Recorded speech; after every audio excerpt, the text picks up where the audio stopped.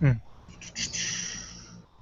Ayun, may, may mga nanonood na kahit pa paano dun sa bagong link. Oo. Diyos ka!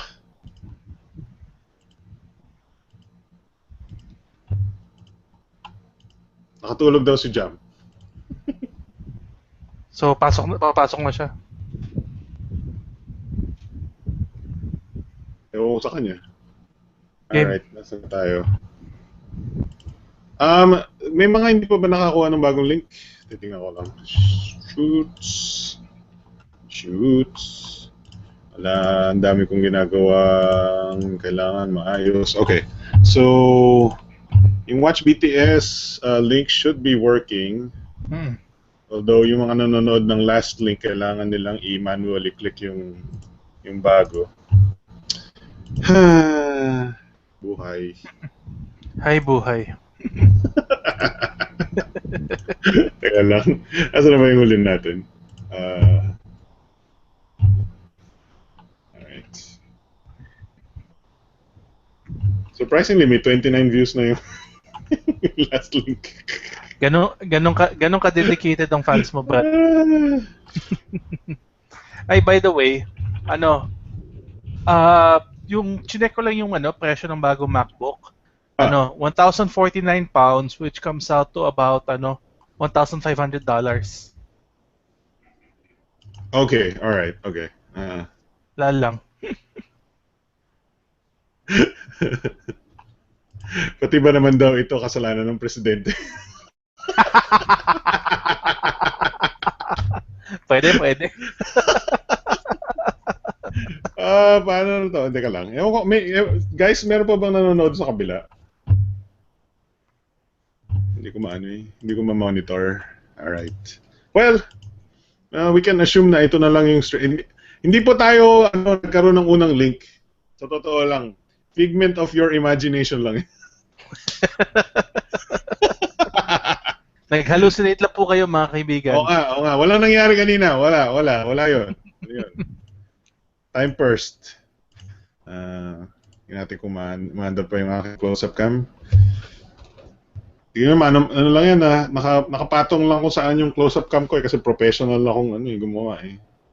Oo. Alam mo naman tayo sa BTS highest quality ang bawat episode. only the best production value in this show. Only the best webcams, Uh, the best lighting.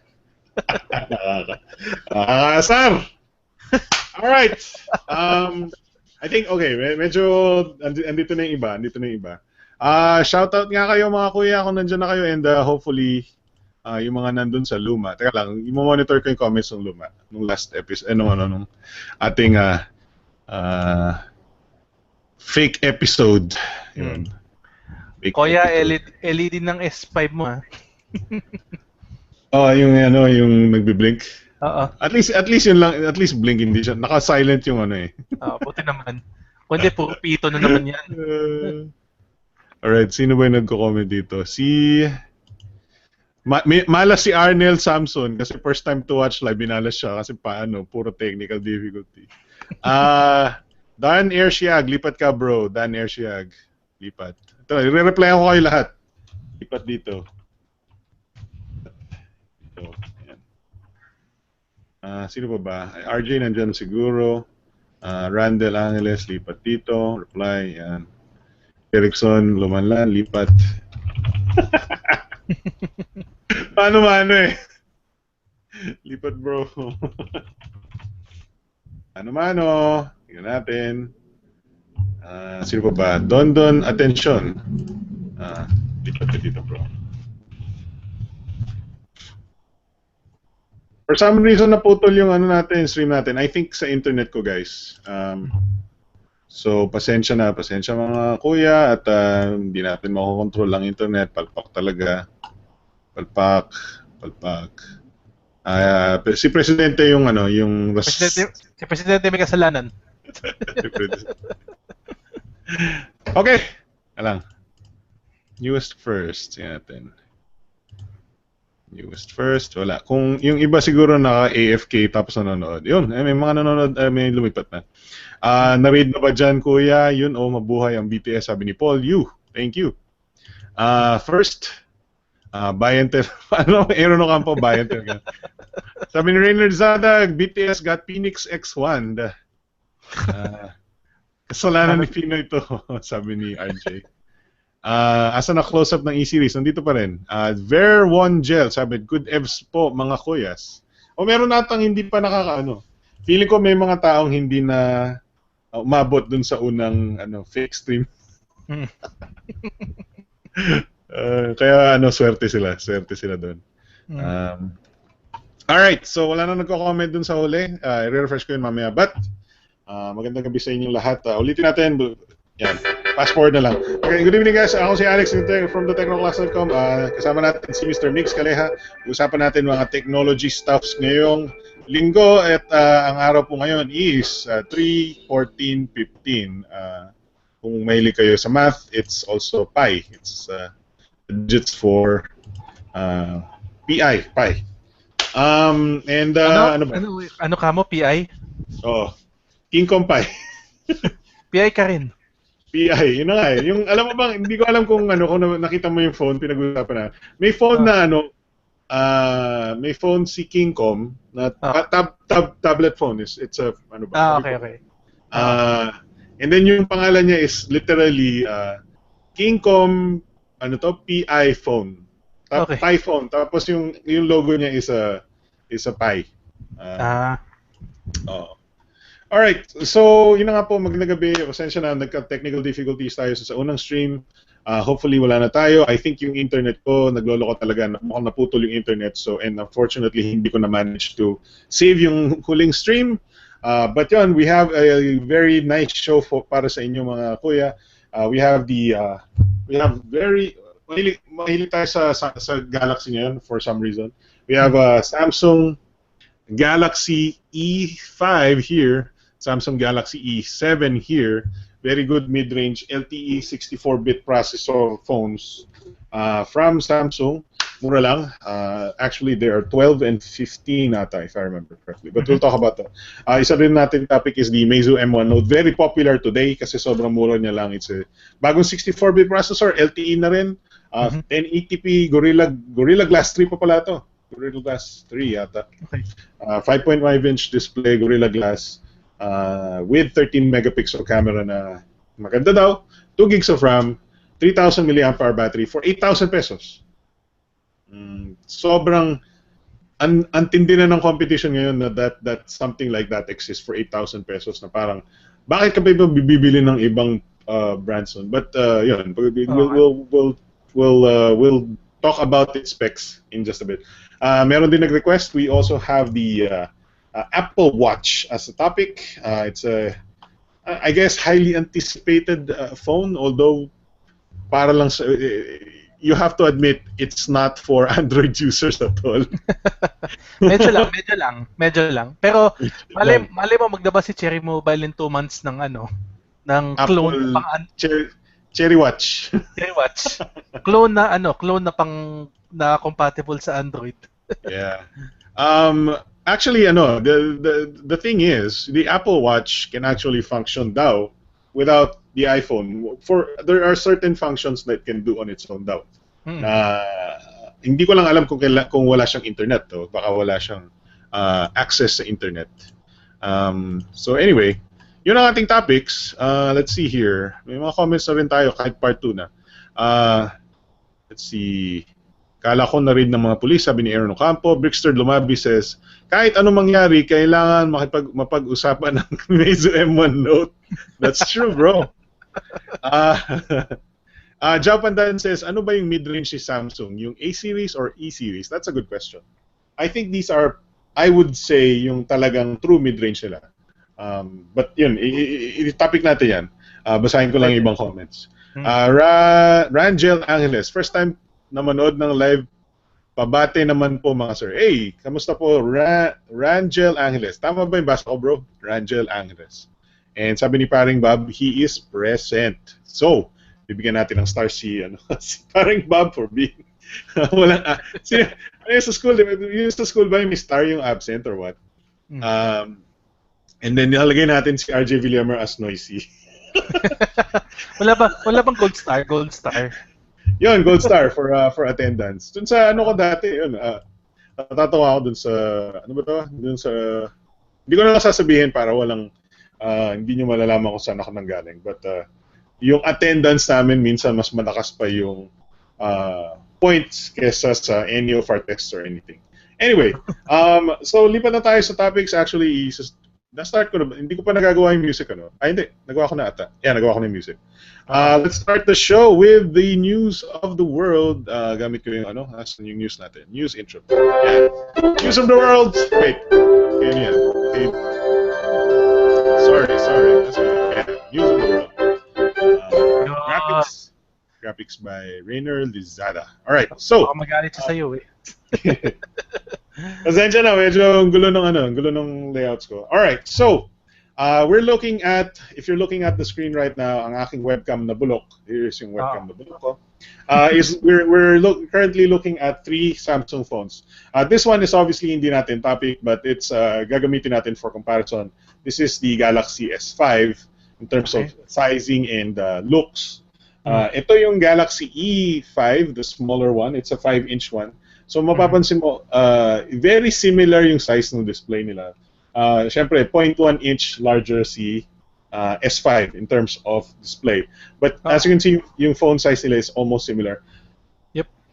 Though I would say mamaya papakita ko yung thickness niya, but I noticed both these phones, yung E5 and E7 are thinner.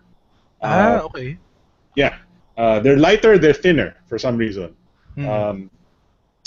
I have to say, Samsung, nung una medyo duda ako eh, nung gumawa sila ng mga bakal na phones. And to some extent, medyo may duda pa rin ako. Like, kulang pa rin sila ng features for a metal build phone. Like, well, alam niyo naman na favorite ko si Xperia, which is, hopefully, hindi naman magalit si Samsung na tinatabihan ko ng Xperia, but this one is waterproof, dual front-facing speaker. So, in terms of engineering feats, Sony has them beat in terms of what they managed to do with the metal unibody build. Yep. But that said, ang E5 and E7 surprised me quite a bit. The build quality that they managed with these two phones is something na hindi ko na-expect sa 12,000 pesos. Yun. First question. Go ahead. So, unibody, as in, true unibody ba siya? Kasi, pinag-usapan yung S6 as unibody, tapos may lumabas na report na pwede palang tanggalin yung back cover niya. So, ito ba? That's true. Ito ba, is this removable pa ba? Or talagang unibody siya? Pareho? Yun ang hindi ko, I don't know if merong trick to open it, but there is no parang, the S6 kasi can be opened based on the manual. Sabi ng manual is, you can actually there are some pretty tough instructions to open the back. Okay. Pero this one, nung nakuha ko yung units, they were not actually in the retail package. So wala ko nung manual. Okay. So I can't really comment on that. Pero I think for the most part, it's pretty much sealed na lang. It's for most of our consumer public, I don't think they'll ever open this guy. Lang yun. So here we are looking at the E5 pala. And you'll see the familiar layout ng Samsung, yung TouchWiz niya. Teka lang, nalilito ako kasi naka-mirror yung screen. Yeah, there we go. That's much better. Yung swipe ko to the left, pumupunta sa kanan eh. So you're looking at the familiar TouchWiz launcher. And you'll notice, eto, tabi natin siya sa S5 ko. Here we go. Halos hindi mo mapapansin yung difference ng let's try and lower the brightness. Yan. Bright pa rin. Is that good enough? Yeah, okay. So this is full HD. The S5 is full HD. The E5 is HD. 720p, no? 720p. The E7 is also 720p. But given that they're Super AMOLED, halos it's very hard to tell that they're not full HD, which is very, very good. Ang napansin ko, nang una kong masabi dito nung tinanggal ko siya sa kahon na hindi naman retail box, this looks like ano ba to? A premium, hindi flagship. It looks like a flagship to me. It could easily have been full HD, and if you told me it was full HD, baka naniwala ako sa'yo. Ganun kalaking difference in quality sa AMOLED na ginamit itong dalawang bagong phones? It could be just that it's AMOLED. It could be just that, you know, maganda lang yung dating ng AMOLED or whatnot. But yung it does not feel like a cheaper product. Yun na lang yung ano ko doon. It felt like it would have been comfortable as a flagship unit. Especially given the price kasi ang criticism ko sa Samsung dati, pinipresyo nila na mala premium yung, or at least similar yung presyo nila dito with their dating mga mid-range, pero feeling mas cheap because of yung plastic tsaka yung removable back and everything. So eto, for once it looks like something na worthy of yung mid-range na presyo. Right. So we're talking about if you haven't hindi pa natin na-mention, this one, the E5 is 12,990 and yung E7 is 15,990. In terms of specs, they're very much alike. They're both Snapdragon 410 processor, 64-bit, and this is 5.5-inch full HD, 5.5-inch HD Super AMOLED. I don't remember kung naka-Gorilla Glass, although I think either that or may baka-soda lime or something. The E7 is 5.5-inch, so it's a phablet, but it actually feels decent. And it's running on Android KitKat. So unfortunately, hindi pa siya Lollipop, but there's a lot of Lollipop-ish updates na sa kanya. And of course, TouchWiz siya, di ba? Yep. This is actually a very fast version of TouchWiz na I think is more based on ito yung S5 medyo hindi ako ganun ka-impress sa TouchWiz ng S5. It's a little laggy, but the E5 and E7 are way more responsive in terms of TouchWiz. I don't know kung nakikita nyo sa video, but I can guarantee I'm feeling a lot. I feel that it's definitely much faster than yung S5. Tingnan nyo yung multitasker nga, makikita nyo dito. This is the S5 multitasker, yung KitKat pa to eh. Yep. But dito sa version ng E5 and E7, actually I'll just multitask sa E7. Yan. So E5 and E7, they have the cards, yung parang material design ng Lollipop. It looks similar nga. It looks similar nga. And it's definitely yeah, go ahead. Sorry, just to jump in. By the way, hindi mo na mention kanina eh. Are both of these units dual SIM?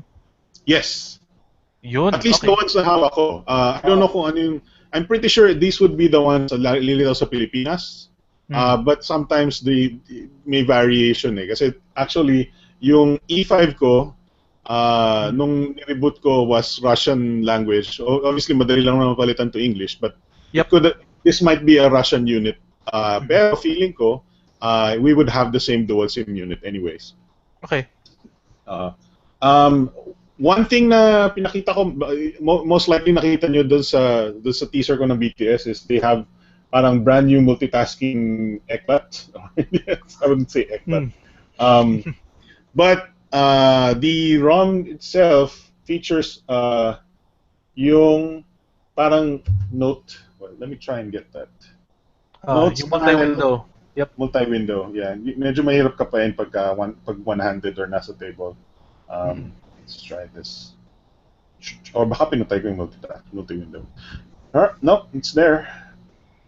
Should be camera, and then baka hindi. Let's try here. Sorry.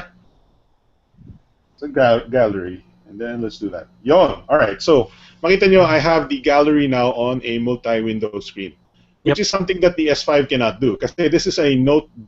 This update was done on was introduced with the Galaxy Note. So for example, I run. Let's see. can run the camera, and then I can make that into a window. Now I have the gallery and the camera running simultaneously on my home screen. But if you press home, lilitaw siya as a icon. Hindi ko na-realize, I don't know kung na-test ko na siya dito sa E5, but it might be an E7 exclusive thing. I don't think so. But I will have to test that. Hindi ko magawa ngayon. So, but the E5 itself has the window naman. That which also comes with the E7. So yung window, top and bottom window. So we can do this, and then let's see, do that. So yeah, messages and what other applications. I'll have to try it. Yeah. So yun yung, I think the ROM of the E7, E5 is much better than the ROM of the S5. If, I think feeling ko malaking bagay talaga kung na parang mas stripped down yung version ng TouchWiz nila. Oh yeah. I mean, matagal na complaint yan sa sa TouchWiz kahit dun sa mga dating flagships up to the S5 na ang lakas ng processor, ang lakas ng specs, pero hindi siya feeling mabilis kasi laking drain sa processor tsaka sa RAM ng telepono yung TouchWiz. Right. There's a lot of bloat talaga. I have to admit there are so many things on the S5 that are not available also on these E5. Of course, yung wala siyang the E7 in E5 walang fingerprint sensor, sure. Wala siyang what do you call this, heart rate sensor sa likod, sure. NFC wala tong dalawa. So that's another thing. There are things na wala siya. Wala rin siya nung, what do you call this, yung parang download booster that uses LTE and Wi-Fi, mga ganun, certain small things na ako hindi naman ako magrereklamo kung wala ko. Kung ano, it's a nice bonus. But there are certain things na hindi mo masyadong kailangan. And I think that makes the E7 and E5 have arguably better ROMs kasi mas mabilis siya. Oo nga. Baka yun nga baka din bloat talaga yung yung rason Also, they obviously nilaunch nila yung E5 and E7 later in the life of the S5.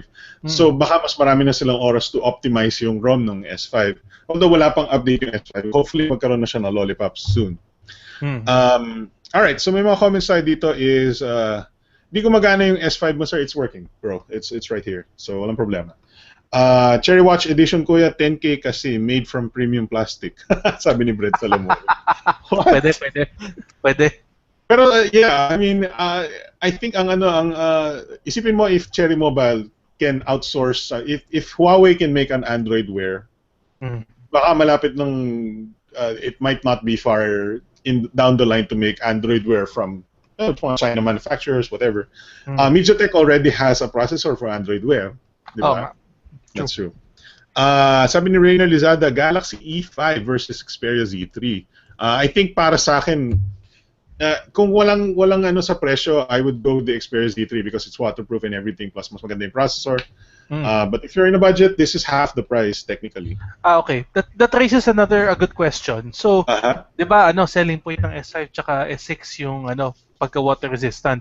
Ito bang E5 tsaka E7 yung S6, wait, yung S6 has no water resistance. Ay, sorry, my mistake. Yung S5 pala. Yeah. So itong dalawa wala ring ganong certification. No certification. Actually, let's go about the body. So this, for example, mas maliit yung E5, so mas madali sa camera kasi masyado siyang malapit. So here is the body. And so actually, mapapansin mo, it's almost similar to an S5 body, yung harap. Yung ganun siya. But the sides are now metal. Let me try and two-hand para makita niyo yung side ng S5. Here we go. Yan. I don't know if it's evident, but mas manipis yung E5 and E7 actually. Yep. And let's see. It's smaller too, for some reason. There you go. Yeah. Ano ba yung point ko? So, looking around it, bakal yung sides niya. Medyo mahirap lang makita from here.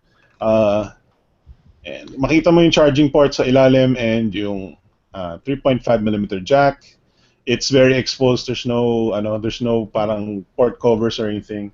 May umbok pa rin siya dun sa baka like the S5. I don't know if that matters to you guys, but that's good kasi mapoprotektahan yung screen. And ang masasabi ko sa kanya in terms of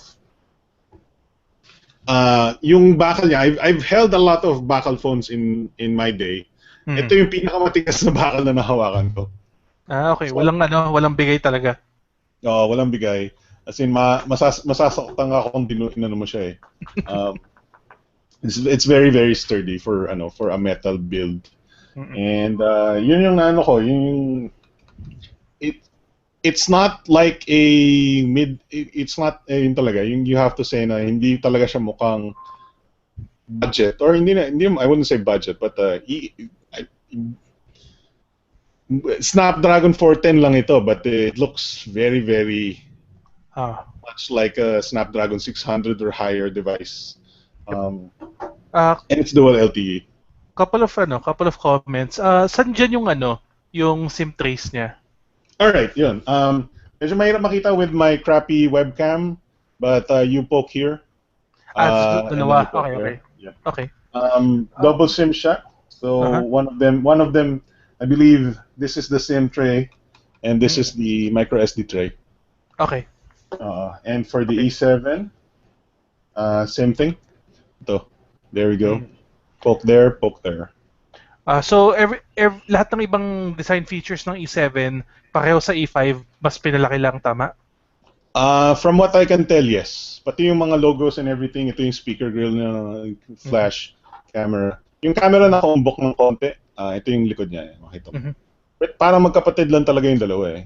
And parang silang may logo ng Duos sa ilalim. Okay. Comment ko lang dyan, I'm actually happy to see na yung headphone jack nasa ilalim. Kasi fan ako fan ka ng bottom headphone jack. Fan ako ng bottom headphone kasi pag kunwari kinabit mo na yung headphones mo, hindi kasi natural para sa akin na ilalagay mo yung telepono yung bottom yung nasa ilalim. Kasi sanay ako na pag ilagay ko sa bulsa ko, bottom up siya kasi para mas madaling hugutin, di ba? And kung nandun na yung headphone jack, perfect para sa akin yung positioning. Right. Okay. So mahilig ka pala na baliktad yung phone mo sa bulsa. Oo. Ako naman nakatayo yung phone ko sa bulsa. Okay. I don't know kung dahil sa what do you call this? Dahil lang nasa taas yung headphone jack ng mga luma kong phones. But nasanay na ako na nakatayo siya. And makita mo dito, ang Antutu niya is 21,254. It's just non-verified, but the E5 is verified. I think lang ito yung mapapansin ko sa kanya. I don't know kung this might be too nerdy for a lot of you guys. I think mas mabagal ng konti yung memory ng E5, yung nilagay na memory ng E5. 1.5 lang ang E5 eh, 1.5 gig RAM. Yun ang weird doon, although I might talk about that later kasi parang pareho silang 2 gigs sa akin. But wait, nasa na yung there we go.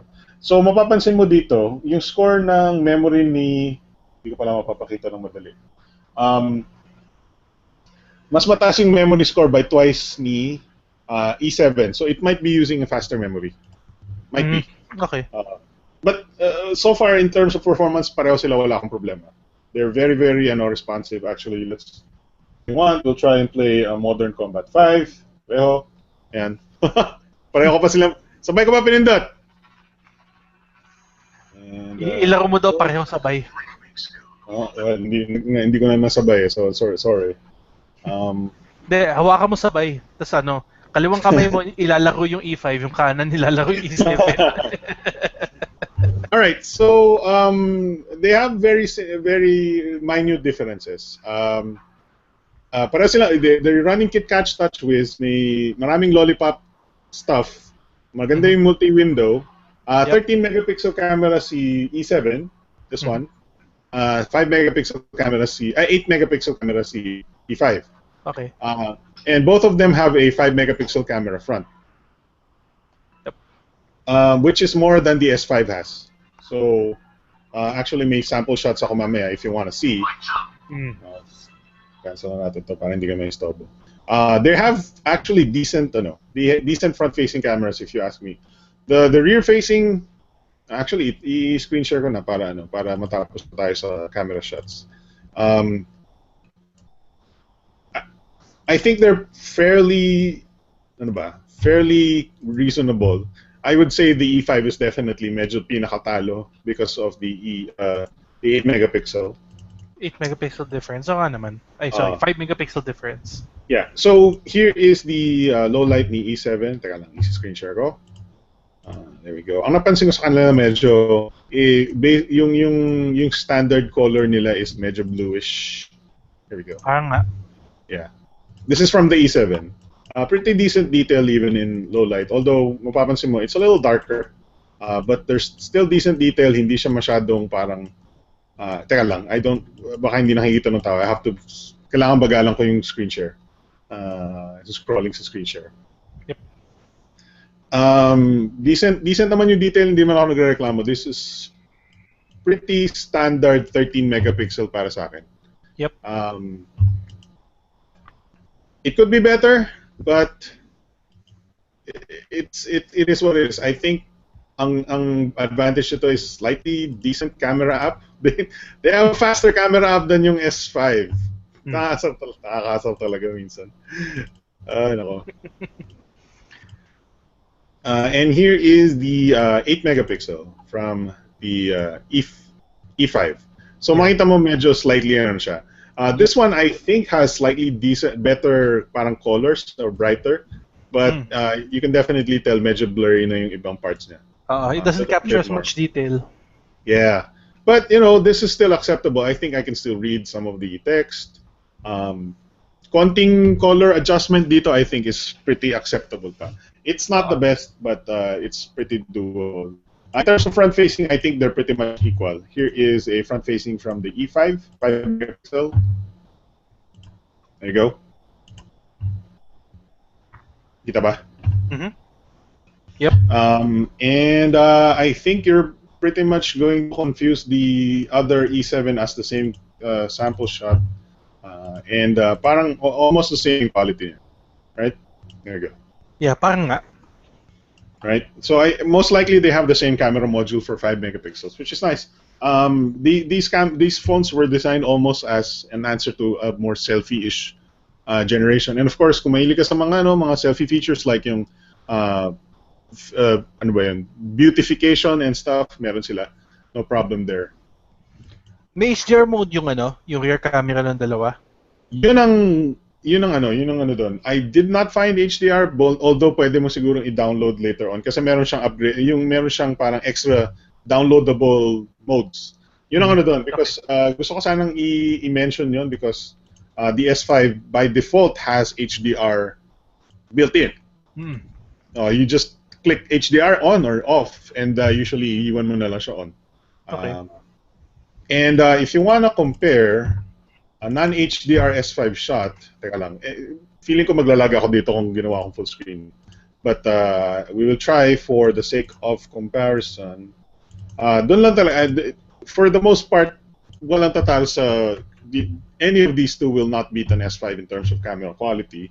Mm-hmm. But if you are curious to see the difference, we will screen share my screen number 2, and you will see the difference.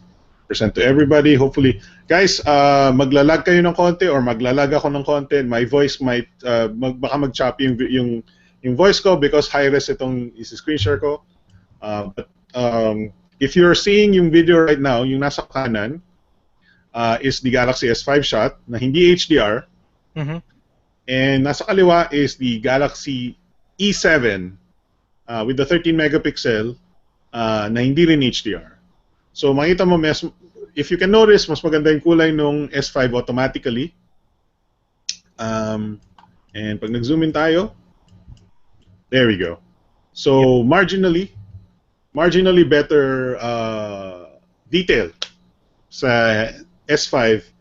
But considering na hindi naman masyadong naglalayo yung quality ng pictures, assuming na you can edit the colors if you wanted to, pasado na yung E7 kung ganun lang. Right? Yeah. Alright. Alright, let's turn off the screen share and see Yeah. kung ano reaction ng ating friends. BTS friends.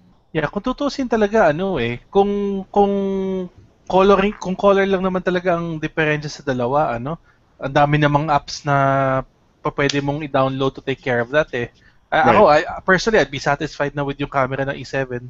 Yeah. Ako E7. The E5 less so. But ako hindi naman ako nagreklamo if you just wanted the 5-inch one. Ako ang ano ko talaga dito I have to say if somebody in your family or your friends na hindi masyadong techie said they wanted a Samsung para hindi sila mahirapan gamitin and they want the look of the S5 but do not have the money to buy an S5,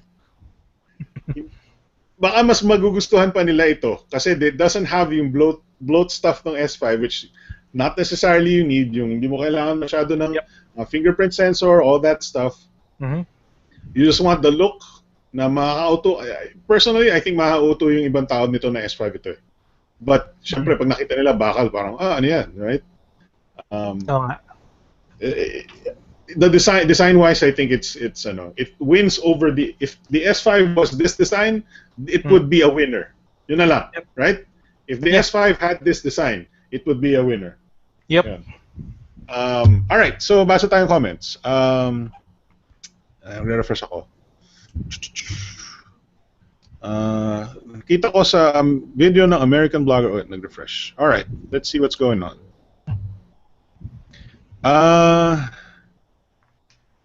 Android Wear for Philippines talaga. Sana meron from local brands this year. Sabi ni Brent Salomorin. Wag lang tayo masyadong ma-disappoint kung wala. But let's hope. All right, let's see here. Yung Cherry Watch, lalabas yan by hook or by crook. Kahit na si Jam yung maglalabas. Sabi ni Froy Bel Torres, okay na, buti may backup na. He said that about 30 minutes ago. Jao Pandan says, ano ba yung mid-range ni Samsung? Yung A-series or yung E-series? So, I think the A-series is more higher end. Not because, syempre, mas mataas yung price nila, but they wanted ang A-series nila, mina-market nila as luxury phones or yung parang the alternative to the S5 noon for more fashion-oriented luxury lifestyle people. So yung E is actually in-announce sila to I think early February this year to target more budget-conscious market now. And some markets will not get the A-series, they will get the E-series. Tayo both. But I think the E-series, in my opinion, wins over the A-series, not because, specs or anything, but, price pretty much. They're pretty much same build quality, same whatever, but I prefer the price of this guy. Sorry, go ahead. Quick question lang. Nano SIM ba to or micro SIM? Yun ang hindi ko pa na-confirm. I think nano. Yung nano, hindi ko siya sinaksakan na hindi ko tinusok yung SIM slots Do you want us to find out? If anybody wants to find out, just comment and then tutusukin natin. But if not, isi-skip na natin kasi hanapin ko pa yung SIM poker ko Sige, no problem. Ano to? Sir, yes sir, tama po. Okay, so hindi ko alam kung sinasabi niyo. Rangel, yung Rangel name. Sabi ni Daryl Samin, Kingcom Sigma Evo Octa naman, Sir Alec. What's your opinion? Is it worth to buy this phone? Hindi ko pa masyadong alam itong Evo Octa, bro. I might napalitan ko ata pero hindi ko masyadong hinanap yung specs. Yep. Jao Pandan says, nakita ko sa video ng American blogger yung home button ng E5 nang sa stock pag hindi na sentro yung pagpindot. That's a good so far hindi naman. Ewan ko lang. Pinipindot ko ngayon yung sides Baka baka parang, syempre, certain phones might have small issues. Ito so far hindi pa naman. Baka nga yung review unit niya may sablay talaga. Pwede. Alex Malag, abot pa ako sa show. Hello po mga kuya. Thanks po pala doon sa napadala mo na yung prices na raffle. Natuwa lang ako kasi kala ko hindi na matutuloy. Pero sana mapadala niya. Yes, walang problema. Antayin niyo lang. Pasalamat sa may pakinig, ah. Ano tawag dito? Basically, bago lang ako dun sa shipping na yun sa Zend, nag-register pa ako and everything. Tinetesting ko pa siya. So pag walang problema, I'll send more raffle items. Aaron Ocampo, hindi ba natin pag-usapan yung the new MacBook na may... Pag-usapan ng konti kanina, dun sa last episode. Previously on BTS. Na may mahinang processor at bulok na FaceTime camera na. Grabe si Aaron, galit sa MacBook. Brian Paul Catano says, would they be sending out OTA Lollipop updates too? That's a very good question. One that I don't think I have an answer. Ganito eh. Para sa akin yung itong E-series, if you're paying, since you're paying, almost 13K, yeah. As a consumer, you'd almost expect na magkakaroon. Pero, ang nakita naman nating pattern sa mga companies, swerte ka na pag yung phone mo hindi flagship. Tama. At nakakuha ng update. Ang flagship usually nakakuha ng update. Mga mid-range, swerte ka na. Isipin mo yung S5, yung Z3, wala pang lollipop. Paano pa yung ito, di ba? Oo. And yung S5 tsaka yung Z3, nag-verbal commit na yung si Samsung tsaka si Sony. Yes. No? Yung mga non-flagship, tsambahan yan eh. Yes. That's true. It's still up in the air yung mga ganyan. Although be content in the fact na maganda yung multi-window mo kasi I'm really happy dun sa. I really like the multi-window. Dito sa S5 wala ako nung parang shrinking big multi-window. Meron lang ako ng naka-tile lang siya top and bottom. May pagka lollipop-ish na yung launcher mo. Yung drop-down is still old school, hindi yung lollipop. Yung lollipop po kasi, pag in-scroll mo dito, may hinto lang yung notification, yung dito, yung bar dito, di ba? But, yun na nga, if you're looking for something that is guaranteed to have lollipop, medyo low ang priority ng E7 and E5 for that. Yep. Yun na lang yung doon. Let's see. Sabi ni Brixer John Lumabi, ang ganda ng E-series. Paano pa ang A-series? Yeah, that's a very good medyo hindi ako, I would have to say, kaya mababa yung expectation ko, I guess, with the E7 and E5, just because medyo hindi ako masyadong natuwa doon. Hindi ako how do you would say that? Frankly, let's explain it this way. Frankly, pangit ang track record ng Samsung with mid-range. Ang dami nilang pinush na mid-range phones in the past na mid-range daw kuno pero hindi worth the price kasi mid-range yung presyo pero yung quality ng unit mismo hindi talaga mid-range. This is actually, agree ako sa'yo, this is the first time na na naglabas sila mid-range and it feels above mid-range yung quality. Yeah. So let's see, ano pa ba nakasulat dito? Rangel Angeles says, siguro sir nano SIM.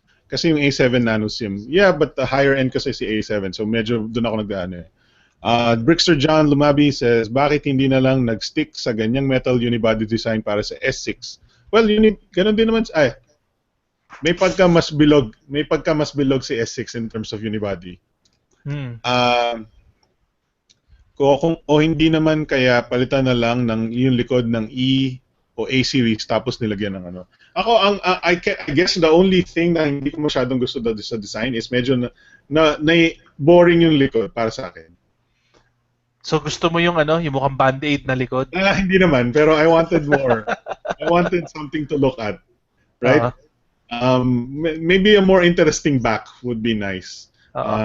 But yun, it's a little plain-ish na parang the color itself is like yung parang ivory-ish. By the way, speaking of color, sinabi na ba na Samsung kung anong kulay yung ibebenta nila dito o wala pa naman? Hindi ko binasa yung entire press release but I'm going to say black and white siguro. Okay. I don't know kung na-cover ko na. Alright, so let's see here. 13 megapixel, both have. The thing with the memory is, sabi dun sa spec sheet dapat is 1.5 gigs, but based on yung ko dito, yung aking memory thingy ko dito, the E5 has 1.9 gigs of RAM, The E7 has 1.8. I'm pretty sure that's pretty much the same. It So could you're be saying 2 gig. So you're saying actually 2 gig tong si E5? most likely. Most likely. It could be versions. It could be a different version sa ibang bansa nakakuha siya ng 1.5 gig. But so far, the ones that I'm holding have 2 gigs of RAM. Okay. Both have 16 gigs of storage with the micro SD expansion, of course. Dual SIM LTE. The E7 has 2950 milliamp hours not removable, 2400 for the E5, which is pretty big na rin. 2400. And then ano pa ba sinulog ko dito? 10 touch point. Yeah, the touch screen is the touch points are 10 touch points plus kasi hindi ko matatesting. I only have 10 fingers. Pansin ko wala siyang light sensitivity sensor, so wala siyang auto brightness. Walang auto bright. Okay. Yeah, wala siyang auto bright. I don't know kung you have to dig into that, but nagtataka ako kasi dalawa yung sensors dito, right? Plus may front-facing camera. I don't know what the other sensor is. I mean, for sure, yung isa proximity. So Yes. I wonder what the other one is. Oh. Baka baka may flash yung front camera. Alam mo yung isa kong theory, baka butas lang siya, walang laman sa loob. Or baka versioning, may mga variants na merong auto brightness, may mga variants na wala. You might be right. So wala siyang auto brightness so far. At hindi ko alam kung may versions na meron. And then obviously wala siyang NFC. Yeah, walang wireless charging or anything. But it is a pretty decent It's a pretty decent mid-range.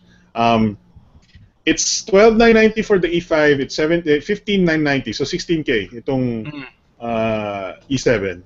Yep. That price technically hindi ganun ka-competitive, but for a Samsung, it's pretty competitive. Yep. These are the phones na binibili ng kahit sino, even though they're not techie, right? Yep. You see people walking around with Samsungs only because kasama sa plan nila. Yep.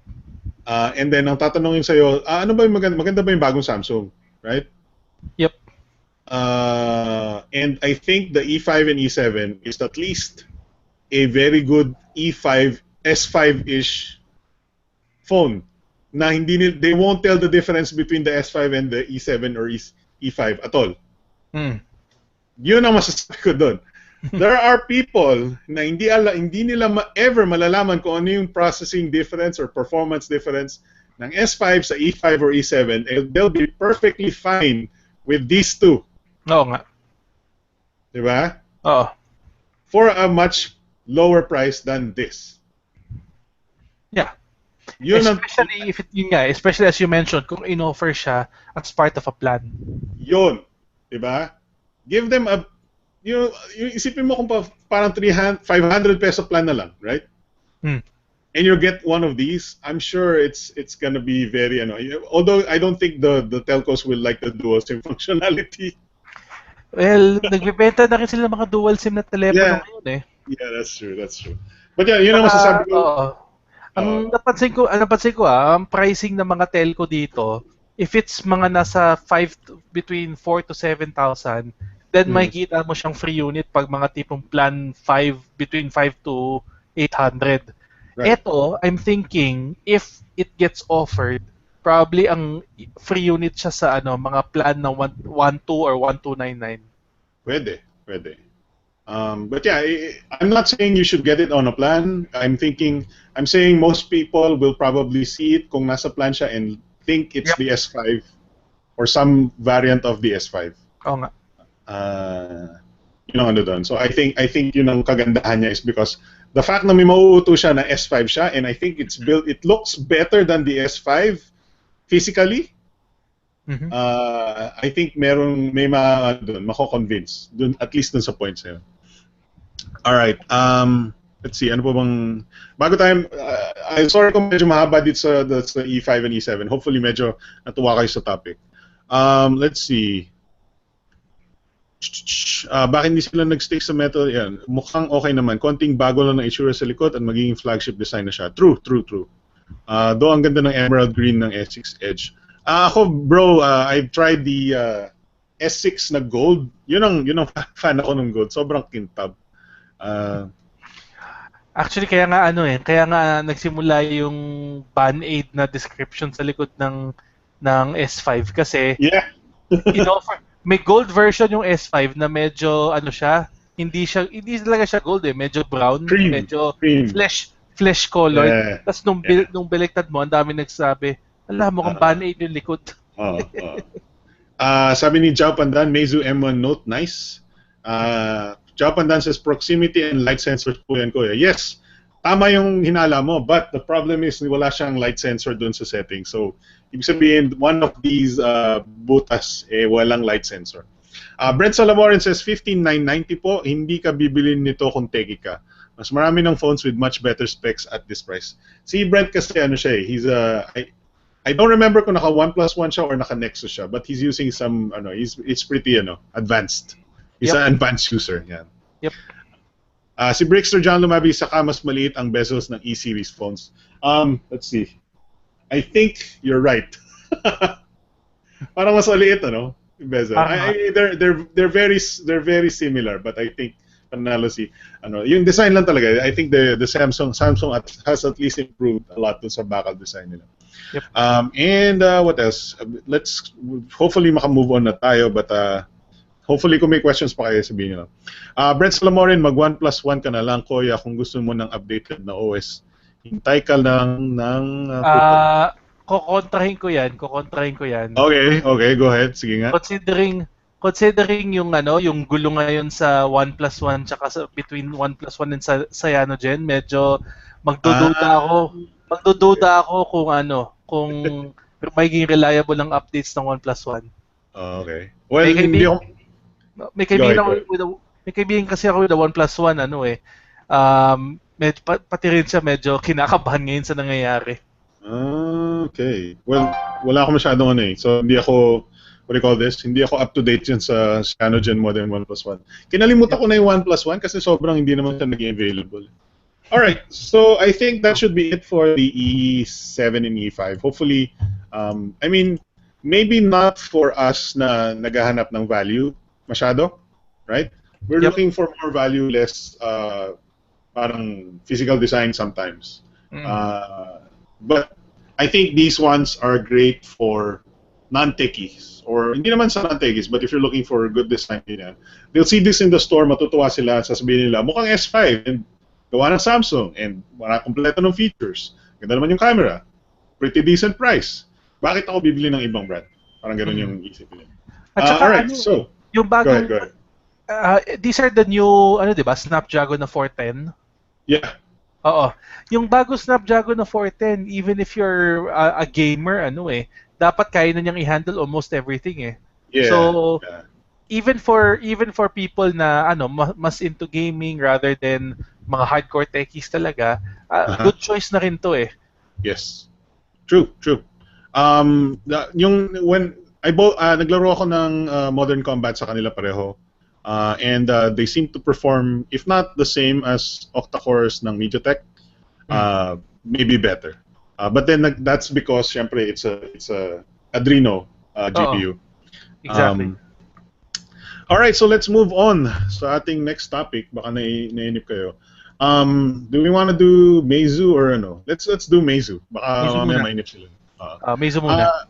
All right, so from that interesting phone, there's an even more, well, I guess arguable kung ano yung mas interesting. But if you're on a budget, sobrang almost unbeatable ngayon si I would say Meizu. It's a full, I don't know, it could be one of the cheapest full HDs right now. Dito sa Pinas, maybe. Right now, I think so kasi if I remember, yung pinakamalapit na presyo nasa 8,999 pa ata Okay. Plus, it could be, arguably maganda rin yung specs niya. So, surprisingly, globe ba si Meizu? Ko alam.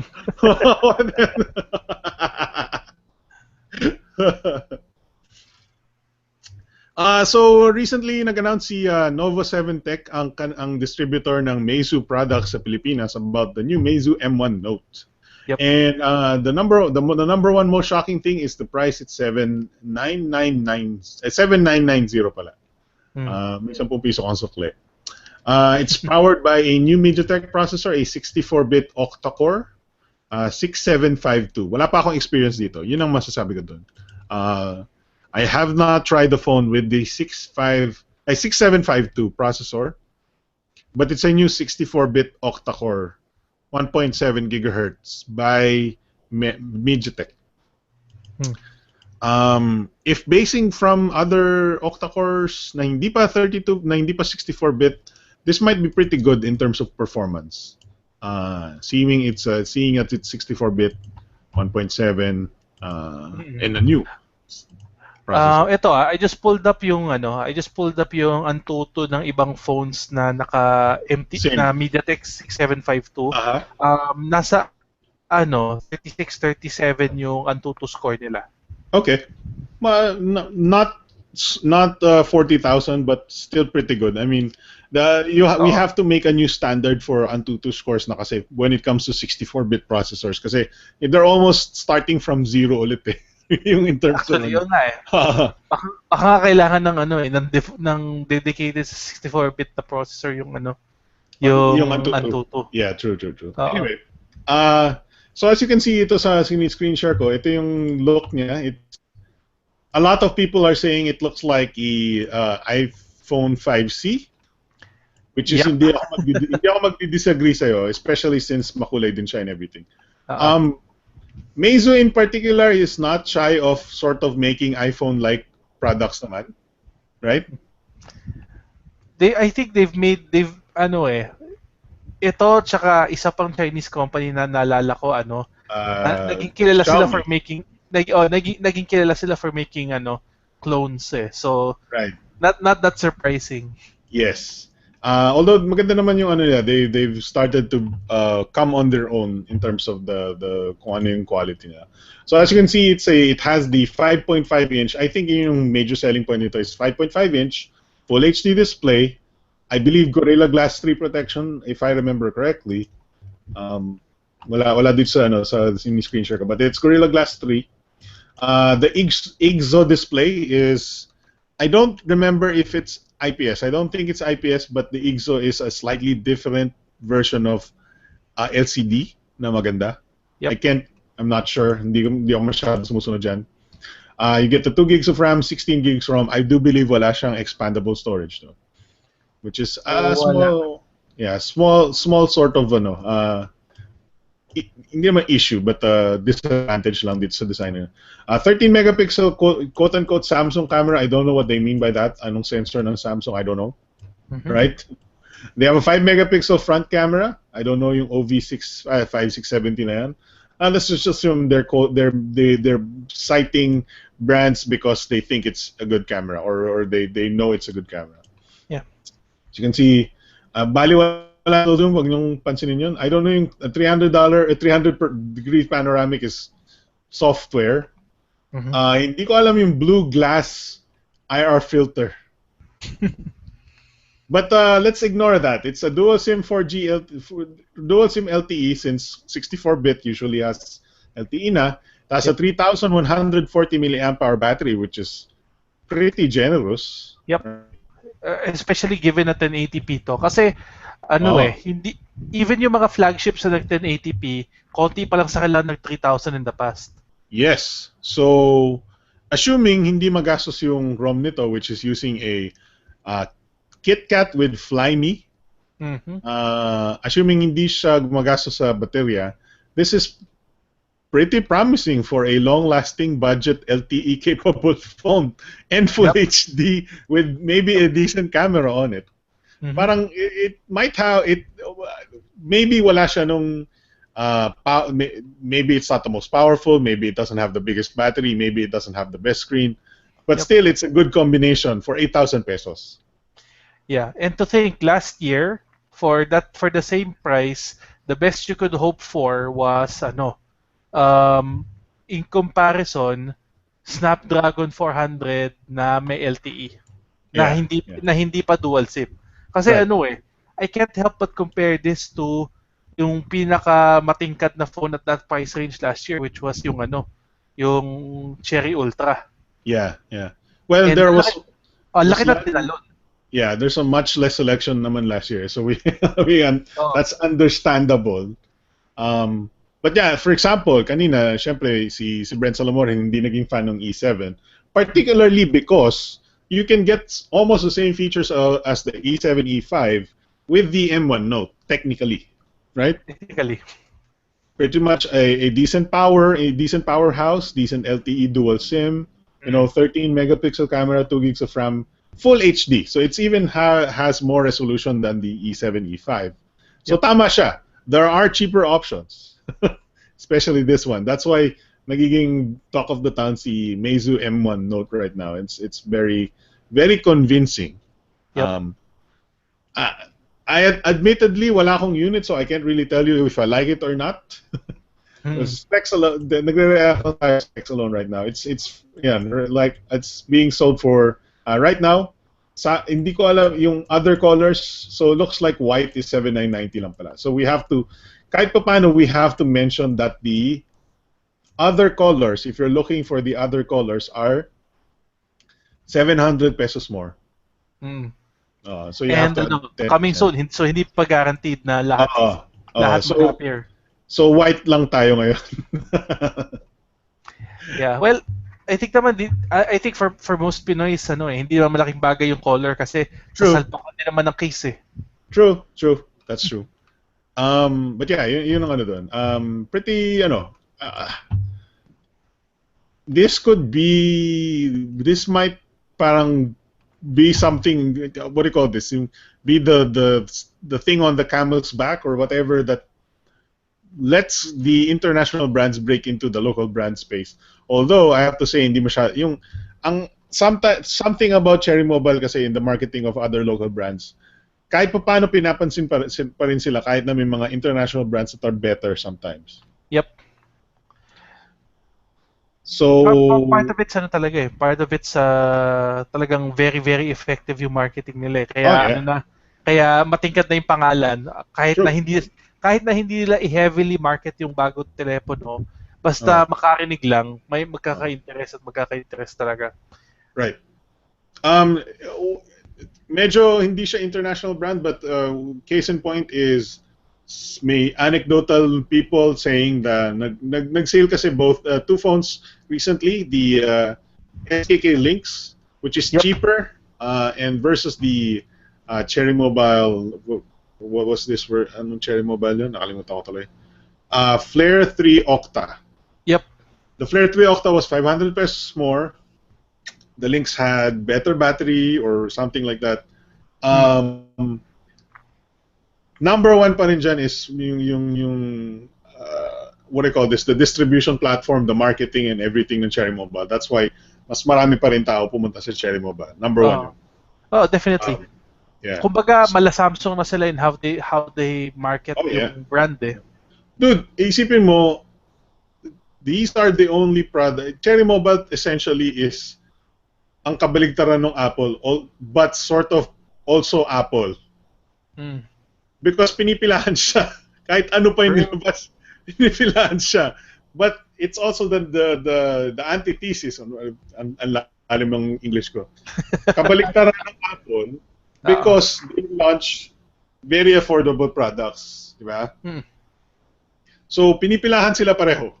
Yun ang yung point ko doon. Anyway, the Meizu M1 Note, I think medyo limited yung stocks pa rin kasi sabi nila, yun, nakita nyo dito sa picture na kinuha ko, it's saying restock again. So feeling ko nagkakaubos-ubusan din.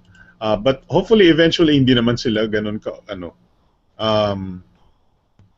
hopefully eventually hindi naman maubusan lagi. So maybe if you wait another few weeks, baka hindi na ganun kahirap makahanap ng stocks. We'll see. Yeah. All right. So I'm gonna refresh comments. Kamali ako na close ko yan. Let's see here. All right. Sabi ni Brent Salamorin, kabado nga po talaga kahit ako, pero meron naman news galing sa OnePlus for Oxygen OS and Cyanogen Mod 12 from Cyanogen for this month or April na talaga, plus CM12 night lease pa. Well, I think you guys are fine. I think you'll be fine with at least the latest version of Cyanogen mode for a long time to go pa. Yeah. Although ito, again, comment lang sa Cyanogen. Aha. Until maglabas sila ng stable na Cyanogen Mod 12, hindi ako magiging totally relaxed about that. Kasi Right. kahit yung past experience ko sa CM, kahit yung mga stable versions nila medyo buggy eh. So, we'll Is it- see. We'll see. Pero, Is it ironic that CM also stands for Cherry Mobile and Cyanogen mode? well, Is it paano ayoko na masyadong haba yung show, but imagine if Cherry Mobile had the partnership with Cyanogen mode. The CMC. Oh boy. Ang ganda ng Cherry Mobile nun. Alright. Sabi ni Brent Salamorin, hahakin ng trata na yata ni Globe si Meizu. Yun na nga, nagulat ako, nag-Globe yung logo dun eh. Japan Dan says, single SIM si M1 Note like the MX3. Are you sure, bro? Kasi dito sa kanilang graphics, galing sa mismo sa fan page nila, it says dual SIM, dual standby. Right there. And also, at least yung pinaka-reliable na na source ko ng site si GSM Arena. GSM. Sinasabi ko niya dual SIM siya. It could be may single SIM version, but in terms, yung nakuha kong graphics mula dun sa fan page sila mismo, it says dual SIM eh. Brent Salamorin, dual cam daw, para namang hindi lahat ng smartphones mo ngayon, di dalawa ang cam. Ano yung sinasabing dual cam? I don't remember. Gumagawa lang ng image yun. Brent Salamorin says, another mention pa po is the Xiaomi Mi 3, which is, it's trustworthy na rin ngayon, and at 10K plus compared sa 12K na E5 at 15K na E7. Yes, pero so far ngayon, I think walang stocks. Buti lang na bring up yung si Mi 3 kasi I was actually about to compare itong si M1 Note dun sa Mi 3 in the sense na the Mi 3 was the first phone na naging available dito na nagbigay ng high-end at a very affordable price, which then got followed up by yung Zenfone. Kaya 'di ba, laki ng buzz ng consumers around both the Mi 3 and the Zenfone. Yes. I'm hoping na itong si M1 Note generates the same buzz kasi nga as a consumer, the fact that this is available gives me hope na pag ito pumatok, pati yung mga iba, kahit yung mga local na nagbebenta, mapilitan sila na, we need to price our own stuff para lumaban dito. Right. Ano ba yung sasabihin ko? Nakalimutan ko. But sa akin naman, it's pretty definitely very competitive. Ang talaga nito, I think kailangan na lang ma-prove dito sa Meizu M1 is, number one, kailangan ma-prove kung maganda yung cameras, which is, hindi naman ako masyado nagdududa. Meizu medyo decent naman yung lumilitaw nilang cameras. Aside from that, I don't see a lot of negatives dito. Possible negatives dito. It could be, ako, siguro na lang, I don't like Flyme. Yung OS might be a turn off for some people. Yes.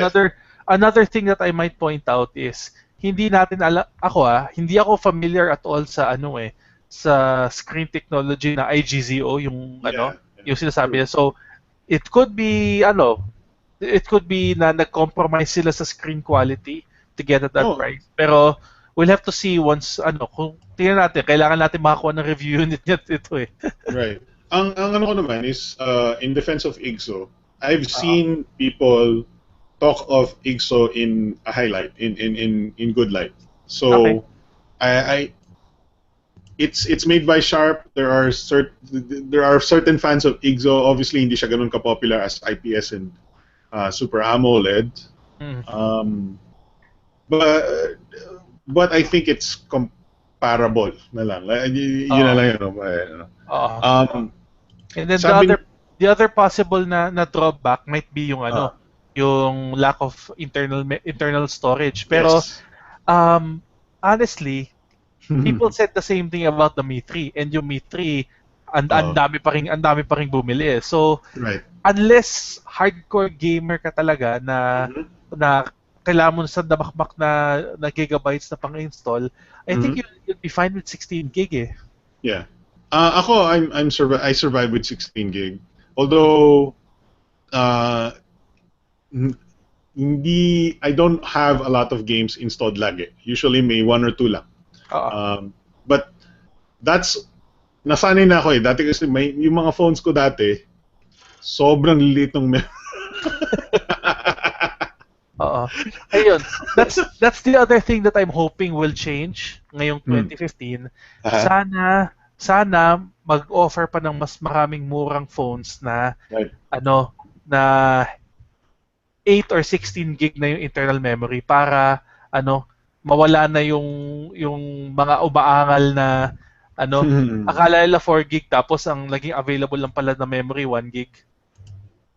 Ano yan, my phone? Joke. No. Anyway, Pero sorry. even now yung 8 gig parang bitin na for people eh. Uh, I think this year may kita mas marami na yung nag-o-offer ng 16 eh. to that extent, I just wanted to parang name drop lang ng konti. I saw refurbished Nexus 7 2013s, the 16 gig Nexus 7 2013 sa expansive PH for 2.8K. 2.8K 2.8 refurbished. 2.8K with the free case, yung Asus case, for even 2,800 refurbished, pesos. that's pretty good. Oh, you're getting you're getting the Snapdragon 600, 16 gigs storage. I think nasa 3,000 something yung 32 gig. They have a 32 gig refurb din. Ang ano ko lang doon is expanses, may sort of hidden cost si expanses, yung parang shipping and whatnot. So nasa sa inyo na yun. Obviously refurb siya, so bumaba ng konti yung price. But naisip ko kasi si Nexus, because si Nexus unified yung storage. Oo. So yung 16 gig mo, lahat yon apps yun. Walang hati, di ba? Oo. Okay, so yun lang napansin, yung natatandaan ko. If you're looking for something na unified yung storage, lahat ng block ng 16 gigs kaya mong gamitin for anything you want, in any size, in any file size, the Nexus 7 is one of your options because yung 16 gigs na yung one block, kahit 16 gig yung file mo, well, kung 13 plus gig yung file mo, pwede mo ilagay doon, hindi magre-reklamo yung tablet. Lagay mo yun, kung meron kang 13 gig na movie, kasya siya doon, walang putol. Yun. Oo. Alright, so I think that's it. That would be it for the Meizu M1 Note. If you have any questions, let us know. I do like the colors, pero unfortunately, white pa lang. And dadagdagan 700 pesos for an extra colors. But even the white one looks quite promising, although pare-pareho kayo. Kung nauso si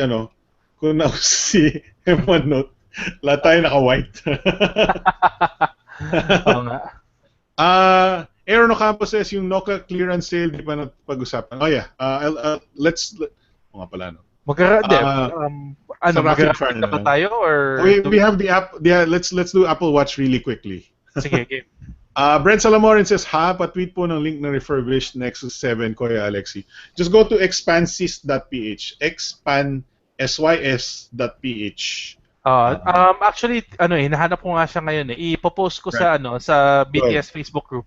Yes.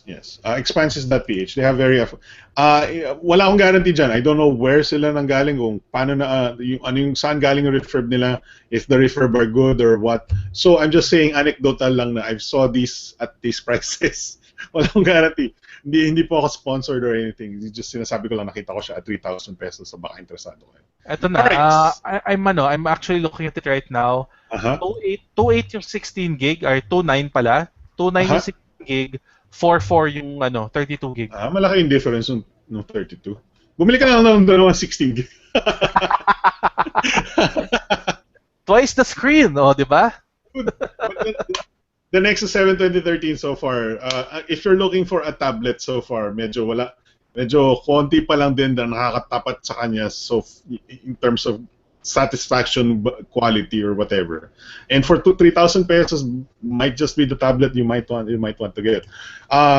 Speak Actually, speaking of which, may sale si Nokia, but gusto ko sana i-segue from there. Pero okay, let's talk about the Apple Watch na lang mabilis. And I don't know kung nandito yung kasi may request dito sa BTS community to talk about this Apple Watch. I don't know kung nanonood siya live. But Apple released more information about their Apple Watch, and depending on who you ask, or maybe not even depending on who you ask, is it underwhelmed? Question. Like we probably said before, hindi kami Apple people to be asking all these questions. Siguro kung nandiyan si Jam, which is nagising pero hindi naman sumama sa show apparently. Kaya nga tawag sa kanya the late Jam Anchete.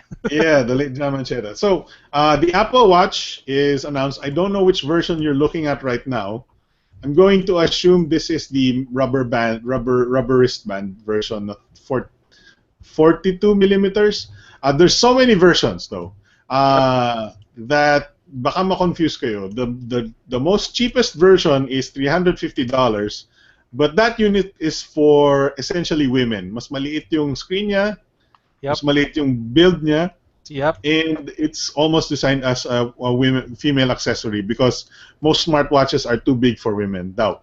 Not being sexist, yun lang yung sinasabi nila. So if you're a guy, the guy version is $400. And that's just the Apple Watch Sport. Yep. Made of lighter anodized aluminum or whatnot. And rubber yung strap, if I remember correctly. Yep. The standard one, yeah, go ahead. I was just gonna comment. Ang tawag mo sa kanyang rubber, ang tawag na Apple sa kanya, fluoroelastomer plastic. Wow, holy crap! Fluoroelastomer plastic. All right, so yeah, the Apple Watch, I believe the almost the standard unit you want to get is around $500. Mm-hmm. That's the standard, the one with non-rubber straps. It starts yung women's size ng nung main Apple Watch starts at $549. Yung men's size na watch starts at $599, so $600. Right. So definitely it's number one thing is mas almost kasing price na ng unlocked iPhone 6. Yep. Yung standard Apple Watch. Yun ang kailangan yung tandaan, okay? And the highest edition is way more than any iPhone I've ever seen. There's an Apple Watch edition na $10,000, and I think the Apple Watch Red, I don't know what that means, is $17,000. Yep. Now, hindi naman tayo, we've seen luxury gadgets before. Mm-hmm. We've seen, ano ba to? Anong brand yun? Yung dating Nokia, Vertu. Tapos meron yung mga Ferrari or Lamborghini branded na telepono. This almost, yung Apple Watch edition na 10,000 and 17,000 sounds like a collector's edition type device na lang. Not a consumer device. Kasi ang selling point niya, ang casing nitong mamahaling Apple Watch is 18 karat gold. 18 karat gold. Yun ang selling point niya. So, pati yung red version ng Apple Watch, gold din yun. Pero, rose gold ang tawag. So, kumbaga color-treated na gold. Either way, kaya siya ganun kamahal kasi literal, ginto ang suit mo sa... Ginto talaga. Oo, literal na ginto. Well, kaya pag ikaw, nasa MRT ka, tinukutan ka ng relo, Hindi, ganito yan. baka baril mo sarili mo.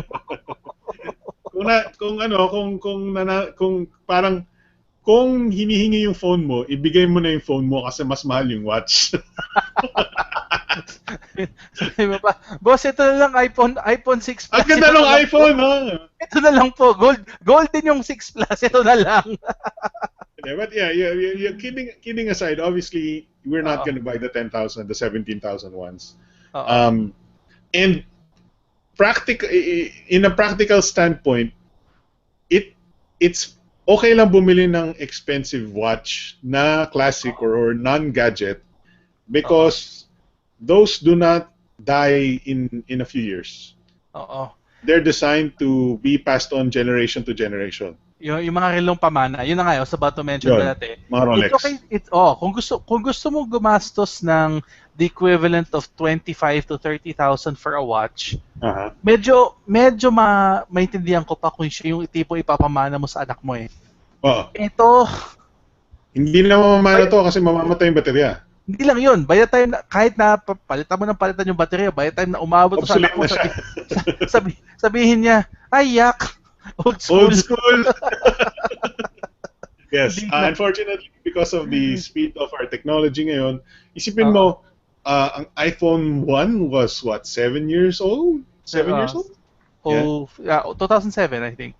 Yeah. In terms of yung pamana, hindi mo na mapapamana yun, eh, di ba? Oo nga. So gadgets, malaki yung life, maikli yung shelf life ng gadgets, unfortunately.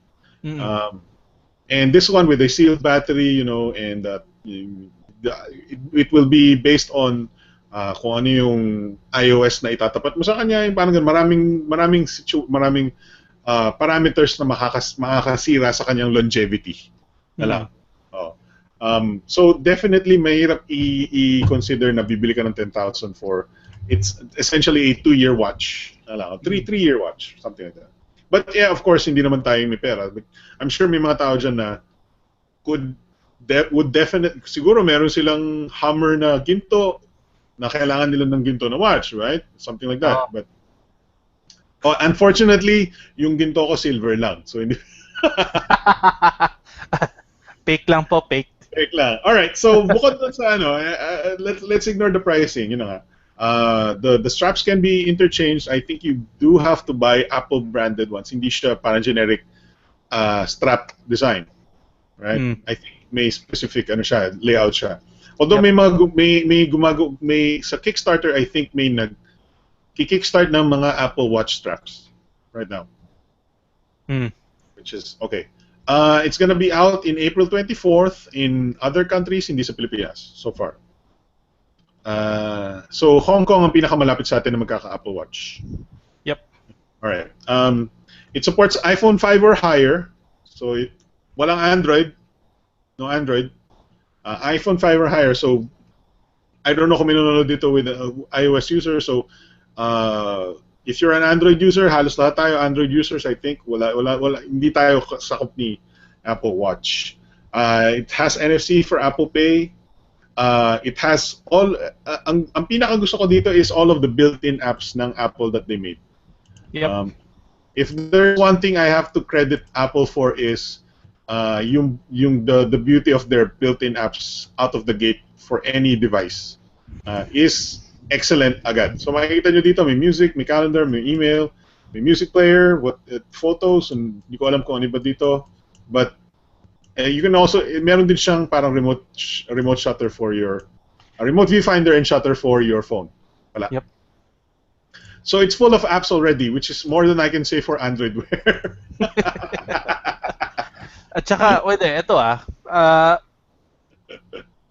I mean, all praise be to Google, pero one thing they'll never be accused of is, may reputation sila na pag naglabas sila ng bagong product, half the time, paglabas, half-baked pa yung product. Yeah. So, at least yung Apple, masasabi mo, kahit na namamahalan ka or hindi mo trip yung the way na mag-market si Apple, at least one thing they try to avoid doing is releasing a half-baked product. Tama.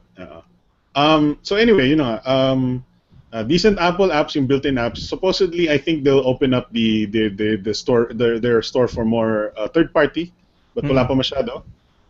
It has speakerphone, so you can talk to your watch. And it's a little bit water resist, although hindi siya parang yung major water resistance. You're not gonna wash your hands. Sabi nila mag-ingat kayo kahit wash your hands, although wala pang proof na anything about that.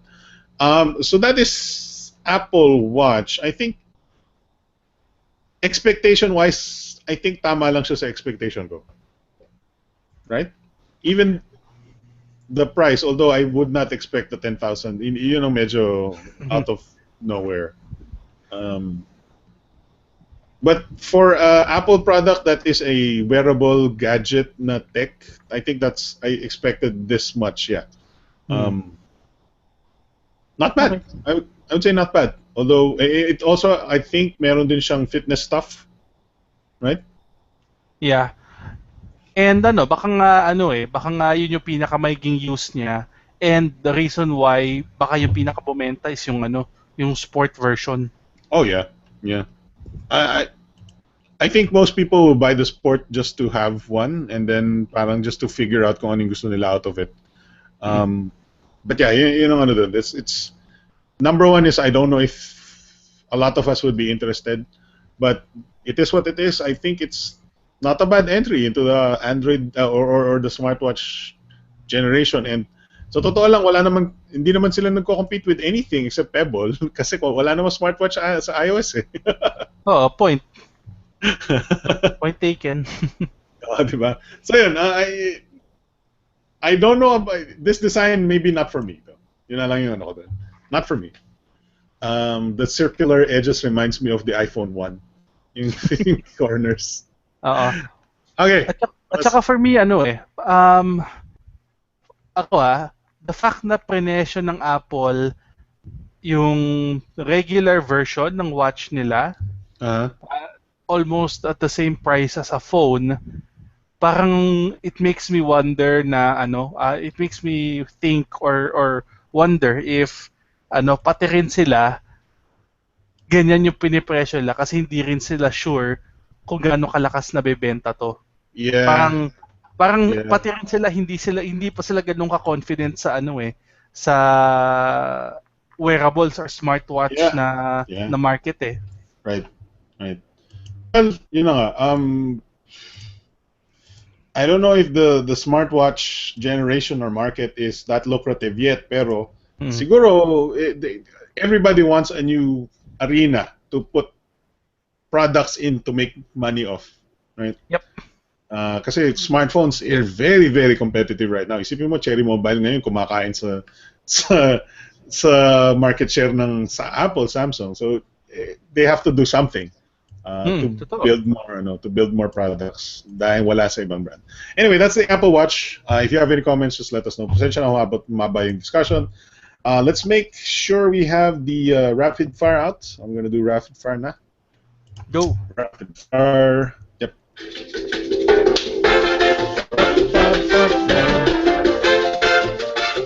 Rapid fire news powered by NFC.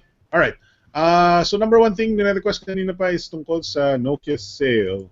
There's very interesting things dito there's many things going on with the Nokia sale. So let me just mention unang-una the number one ang pinakaunang nag-announce ng Nokia sale is the Tech Box, a online store na apparently may tinayong tent sa Pasong Tamo to sell the rest of their inventory to get rid of all of their Nokia products. Noong una akala ko ito lang yung meron.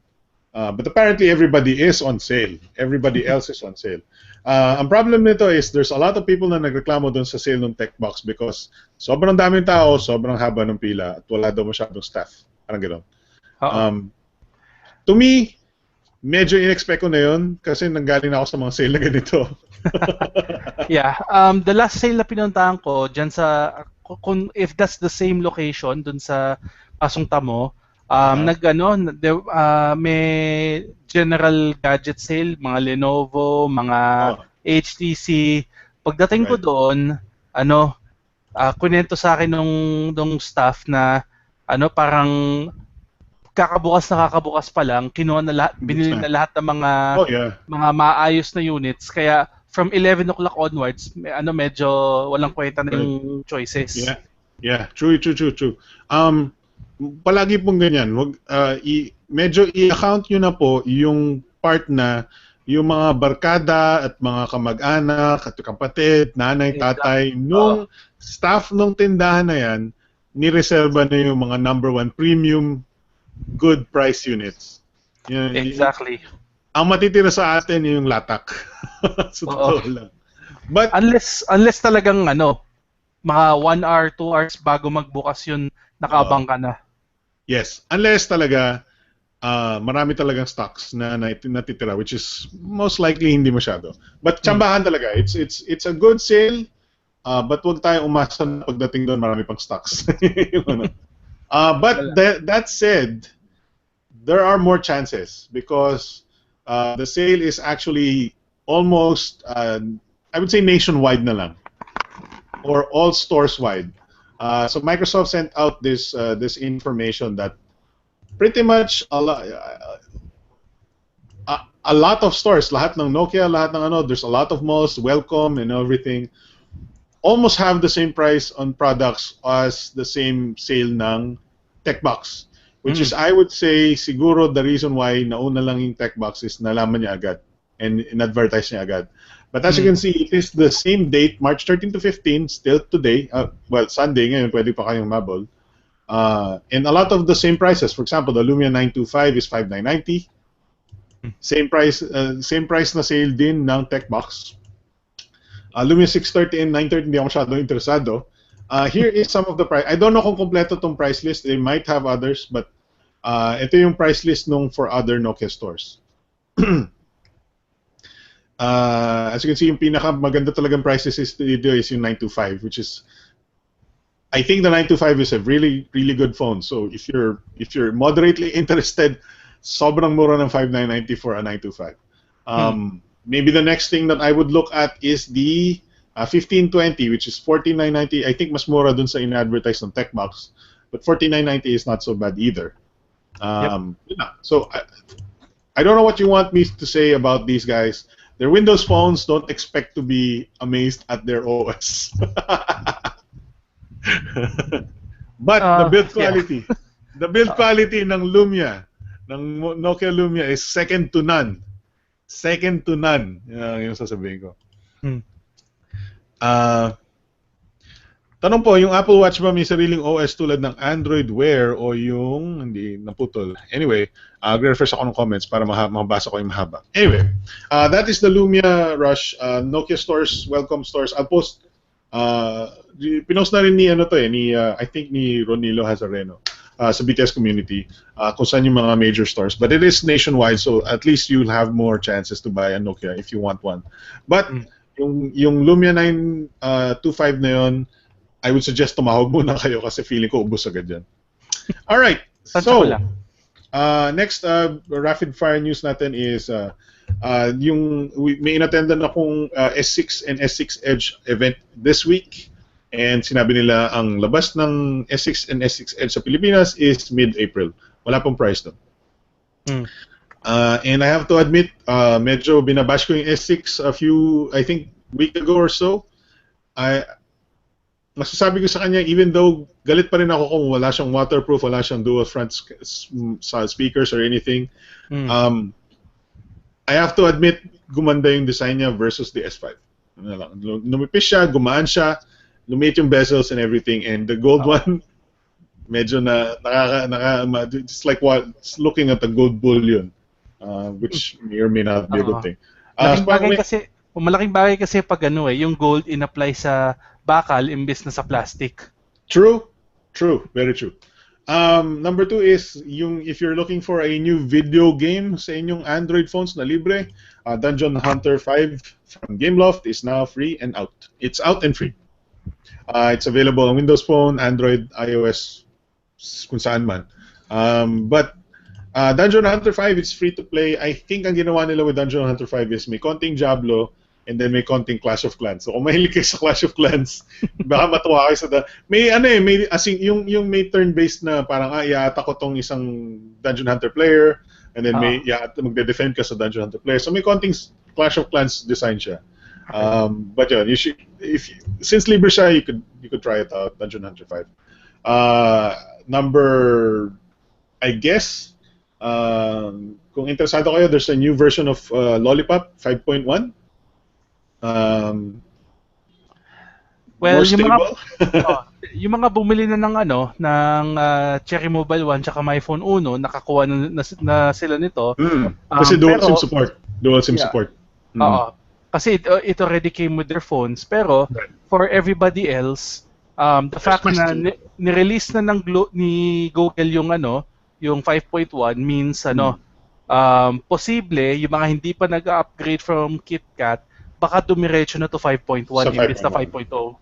That's true. That's So, true. Because it does fold in a lot of bug fixes daw. yun na nga. Yun na nga. Well, yun. So, There's also iOS. for yung mga naka-flagship dyan, yung mga naka-Z3, mga naka-S5, medyo abang-abang na kayo. Ako hindi ako excited. There's also iOS 8.2 and recently si Alpha Lux and Alpha Style was updated to Windows 8.1. And then last nating rapid fire is if you're looking for ito na lang, itatayin ko na lang sa Apple Watch. There's a new gadget shop nagbukas ngayon. It's called getgadgetshop.com. Mali na click ko, sorry. Getgadgetshop.com, local company siya na may contact na supplier. They're selling pretty affordable, mostly Apple products though. Wala pa silang other products so kung hindi kayo Apple fan. And they said they will have the Apple Watch very soon. I think they have MacBook Air for 39,000. That might be a good 256 gig. That might be a good I have the paper here. iPhone 6 Plus na 64 gig is 40,880. iPhone 6 na 64 gig is 35,490, which is not bad. Yeah. Apple 11-inch MacBook Air 256 gig is 39,500. iPad Air Wi-Fi is 17,000. Samsung Galaxy Grand 2 Duos is 10,000. Not bad. Yun. Getgadgetshop.com ang bago nilang site. They are sort of an importer, pero ang kanilang sort of dedication, if you go to their website, getgadgetshop.com, makita mo medyo maganda yung design and everything. They're trying to cater to a more, sort of a professional importer na lang din. Professional, if there's such a case as a professional importer. Professional gray marketer. Yes. They will almost guarantee your product. Na parang since kilala nila yung supplier, you bring it back to them, they'll do whatever they'll give it back to the supplier or something. I don't know. They'll have it repaired, but they will treat you almost like Lazada. Na balik mo, you might get a refund. Balik mo, it's free repairs. Or they'll treat you like a first-rate customer. Hindi yung parang medyo uso sa gray market na parang sir, nagamit na or whatnot. Anyway, getgadgetshop.com, sabi nila they will have Apple Watches soon. Yun na lang yun. I think that's the number one thing that has to be taken away from that. And yun, yung Apple MacBook Air is 39, something like that. So maybe that's it for the topics. Sandali, magbabasa ako ng comments. And then we can wrap it up. Sorry kung sobra tayong tagal because of our failed start. BTS fail. Remember nung nag-fail yung start natin? It was a long time ago, but yes, I remember. Let's see. Sabi ni Brent Salamorin, pa-tweet po ng link na refurbished Nexus 7. Pinost ko na sa BTS community. Yeah. Sabi ni Brent Salamorin, the CM12S po is coming this month. Wait, CyanogenMod Mod 12S po is coming this month. Nasa news na yun na po yung answer nila sa mga naghihintay ng update. Okay.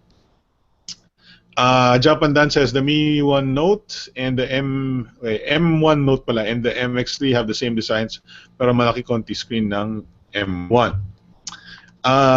Apple Watch Gold is $10,000, sabi ni Tenza Zangetsu. That is true. Brent Salamorin, yung red po is rose gold ang strap tapos pag isusuot mo, magiging gold daw tae mo. Kita ka pa.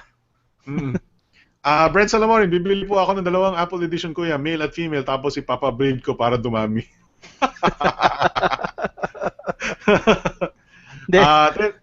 Yung mga anak nila hindi Apple Watch, iPad Shuffle.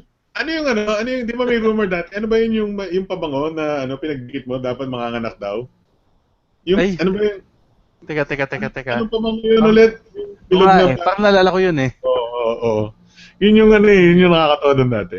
Um, Pag naalala sabi ko, sige, pakitin ko. Yeah, this is Tensa Zangetsu. This is the Illuminati Watch, lol. Luigi Ramones, tanong po, yung Apple Watch ba may sariling OS tulad ng Android Wear o yung iPhone lang talaga magpapatakbo sa watch? Technically, may sarili siyang OS. Oo, it's Kasi, running iOS. uh, iOS uh, na specific to smartwatches. yeah. It can Mm. sort of run independently Mm. without your iPhone daw.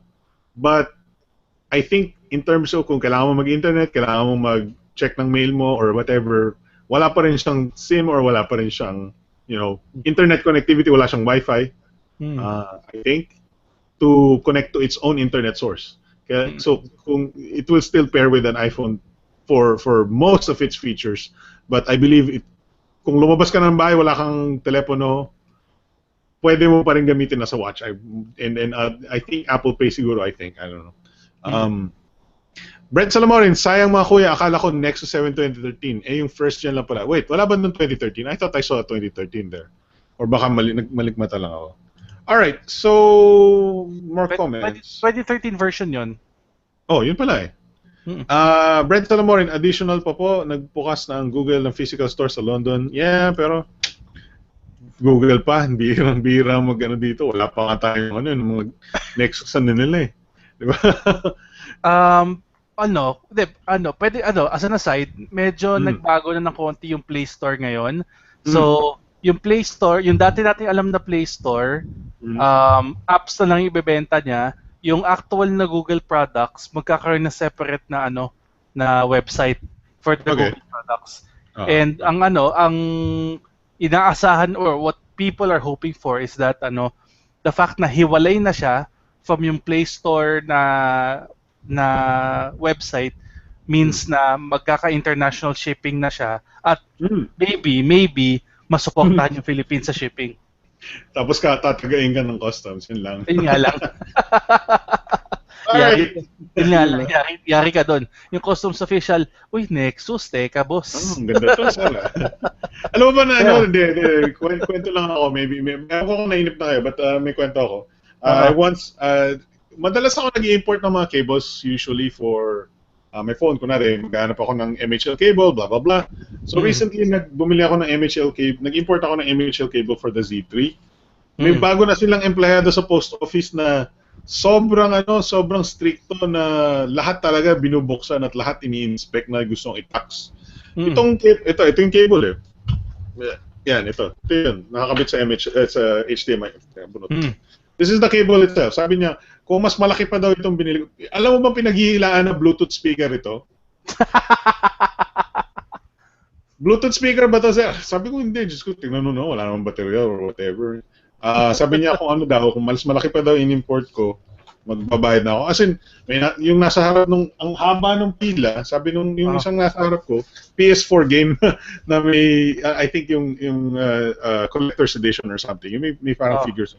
Yun, talagang, may papel na siya. Alam mo, bago niya magbukas ng package, may papel na siya na sinusulatan ng taxes. Holy crap. This is the first time that happened. I think I've imported more than 10 cables, mga ganon, na hindi ako dumaan sa ganong babae. But this is the first time na nangyari sa akin yung customs thing na ganito. So, ibig sabihin, naghihigpit na sila. And from now on, mas less time na ako mag-i-import ng kung lahat na lang pipila ako sa ganito. And parang sa cable, pare. Baka matax ka pa. Medyo less na ako mag-i-import ngayon. Alright, so maybe that's it for the show. One last time, refresh ng comments. I know, mabot tayo ng alauna, pasensya na. Normally, hindi natin yung target, but... pero kasi nga, nag-restart tayo, Hindi tayo nag-restart. Wala yun. Walang ganun. Wala yun. The lost episode. Hindi na nga rin. May comment ako, hindi na sino ba to? Si Aaron Ocampo gusto maglaro dun sa aking... Normally, ayoko sanang pinapakita sa tao yung aking... setup sa bahay, baka either pagtawanan ako or baka sabihin, kuya, magpa-raffle ka. But yun, hopefully, natuwa kayo sa aking konting setup ng konti. All right, last comments here. Sabi ni Luigi Ramones, Kisses ata yung nanganganak. Yeah, Kisses ang tanda ko eh. Pangalan yung pabango na bilog-bilog. Anyway, all right guys, that's it for the show. Maraming salamat sa pagpapanood. Pasensya na sa ating technical difficulties. Hopefully hindi na mangyayari, but no guarantees, you know. that's that's ganun talaga ang show. All right, thanks for watching yung ending ko. Ending. Yeah. Salamat. All right. Maraming salamat sa pagpapanood. That is it for the show. I'm Alex from thetechnoclass.com on behalf of our friends, our host, Mr. Mix Caleja. Thank you very much for watching, and we will see you guys again next week. Woo! Woo! At last! At last! Hindi nag-fail yung pangalawa at least. Sabi ni Daryl Samin, Sir Alex, Asus Zenfone 2 kailan lalabas sa Pinas? Po. May daw, May. Ang commitment nila, at least sa Lazada, May. May info ka pala. Hindi ko alam kung pwede ako magsalita eh. May mga sinabi na, not necessarily yung release date sinabi sa akin. May binanggit na sa aking, ito na lang, may binanggit na sa aking launch for this region, si GP. And it will be happening, let's say, in a few months or in a not long, less than a few months. Gano'n na lang, right? Less than a few months. Hindi, ako naman kasi I picked it up from another blog na na nag-confirm daw kuno with Lazada. So if it's Lazada, then medyo sige, baka nga mas mabibigyan ng bigat yung rumor na yon. Right. And at least hindi sila, Lazada won't get in trouble for leaking that information. So well, ina lang. Diba? May mga blogs kasi dyan, they might get in trouble if they do that, or maybe something like kung malakas yung blog, minsan leak lang sila, wala silang pakialam eh. Oo nga. Whatever, sirain. Alam mo yung kung gano'n, yung there are blogs that leak information.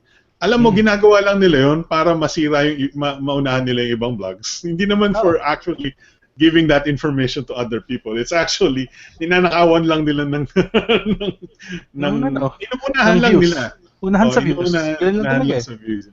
Alright. So maraming salamat sa pagpapanood. Pasensya na sa ating problems, but hopefully you like the show. See you guys next week. Woo! Thank you. Salamat. Bye-bye.